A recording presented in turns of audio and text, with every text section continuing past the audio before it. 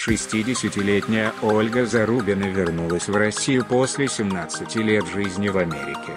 Вот уже 2 года она пытается жить на 2 страны, ведь в США осталась ее единственная дочь Кира, которая работает там социальным работником и не собирается жить на родине своей матери.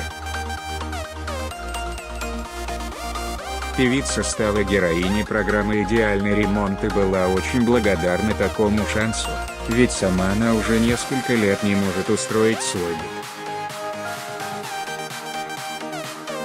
В Москве певице было непросто обустроить свою жизнь. Все свои сбережения она вложила в собственное жилье, денег хватило только на покупку однокомнатной квартиры на окраине Москвы в ипотеку. Зарубина въехала в новую квартиру больше 2 лет назад, но так и не сделала там ремонт, не купила мебель. Звезде 80-х приходится довольствоваться дешевым ламинатом, простыми обоями и жизнью на мешках.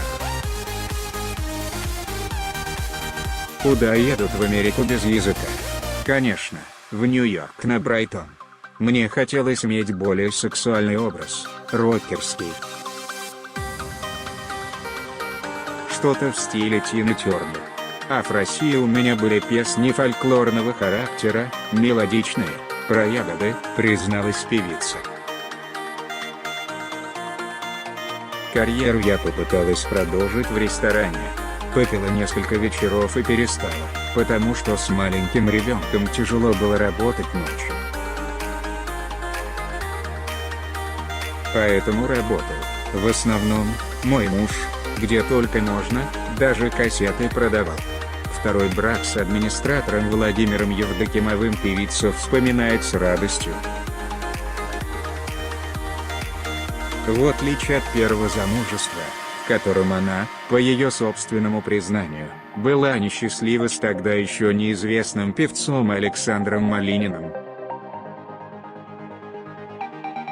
После смерти второго супруга от рака, ей пришлось начинать новую жизнь. Сейчас певица с надеждой смотрит в будущее и строит карьерные планы. «Идеальный ремонт» стал символическим подарком для того, чтобы Ольга Зарубина смогла вдохновиться для изменений в своей жизни. После преображения квартиру трудно было узнать. Дизайнеры перекрасили стены, поменяли полы и двери, привезли уютную мебель.